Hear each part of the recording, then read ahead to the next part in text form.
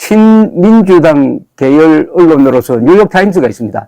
그렇다고 뉴욕타임스가 이 사실 보도에서 편향된 그런 보도는 하지 않습니다만은 논설이나 칼럼은 상당히 친민주당입니다. 오래됐습니다. 그 전통이. 그런데 이 뉴욕타임스의 여론을 주도하는 사람 중에 한 사람이 브렛 스티븐스라는 유명한 칼럼니스트입니다. 이분은 칼럼을 써가지고 퓰리츠상을 받은 사람입니다.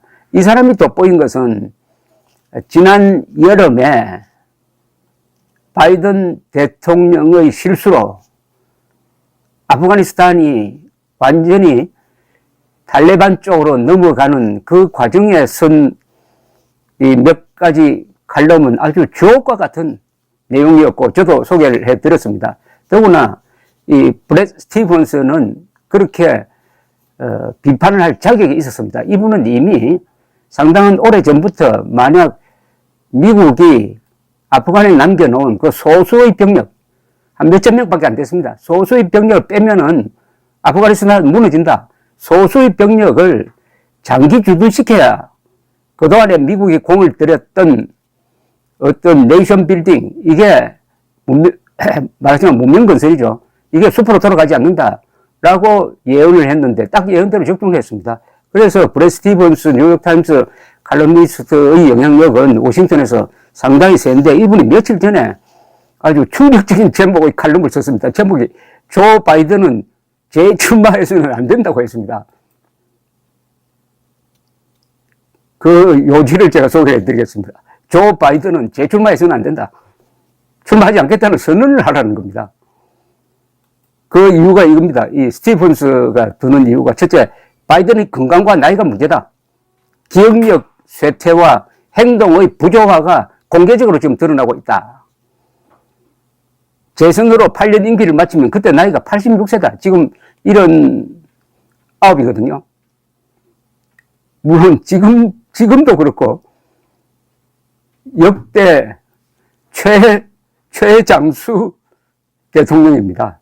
그런데 이 말이 조금 원래 이분 더듬거리다가 그걸 필사적 노력으로 고친 사람인데 요사이 보면 말할 때 조금 언어 선택에 좀 고난을 겪고 있는데 그걸 스티븐스는 점잖게 기억력 쇠퇴와 행동의 부조화가 드러나고 있다 이렇게 이야기했습니다. 그리고 이 스티븐스 칼럼의 내용입니다.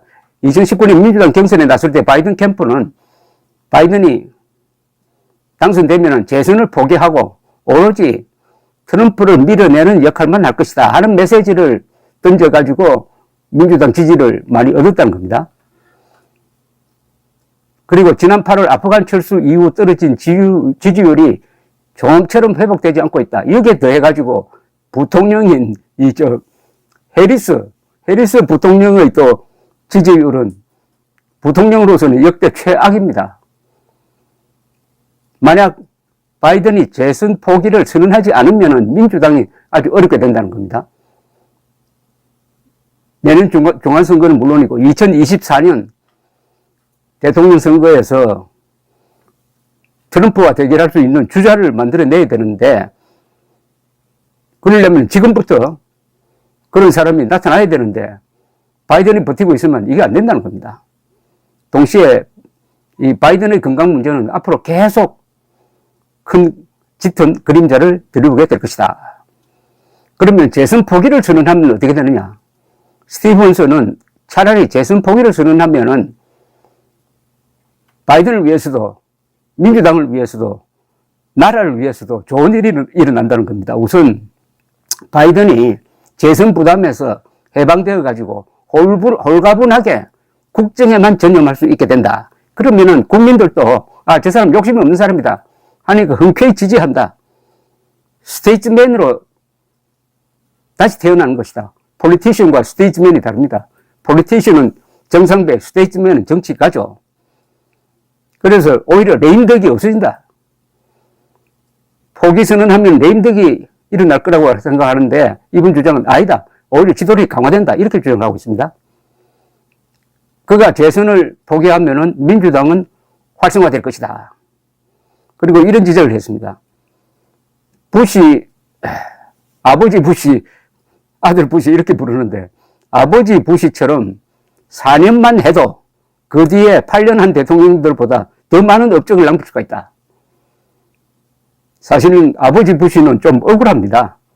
빌 클린턴에게 졌는데 사실은 그분이 4년 동안 재임하면서 큰 일을 했습니다. 걸프 전쟁에서 제1차 걸프 전쟁에서 이긴 것보다 더 큰 공적은 소련 동구 공산권이 무너질 때, 더구나 독일이 통일을 할 때 피 흘리지 않고 할 수 있도록 외교적 노력을 해서 성공했습니다. 그 공이 요사이 비로소 인정되기 시작했습니다. 이 스티븐스는 또 이렇게 이야기합니다. 이 문제를 공론화해야 한다. 이제 대통령의 건강이라고 덮어두면 안 된다. 이 공론화해야 한다. 자신과 당과 국가를 위해서 재선 포기선언을 해야 한다. 아주 강한 칼럼입니다. 이 칼럼은 원래 이렇게 쓰는 게 맞습니다. 칼럼은 뭐 좌고우면하고 양비론이나 양시론으로 접근할 게 아니고 나는 이렇게 생각한다. 뭐 틀려도 좋습니다. 나는 이렇게 생각한다고 딱 제시하는 그런 칼럼이 나온 이 시점에서 또 이번에 이 복지법안, 일종의 재난지원금 법안 통과가 좌절됐다고 생각하니까 이 바이든의 지도력이 급속도로 약화될 것이고 이게 세계 전체에 큰 영향을 줍니다. 스티븐스도 그런 표현을 했습니다. 세계에서 가장 중요한 자리에 있는 사람이 바로 조 바이든이라고 했습니다.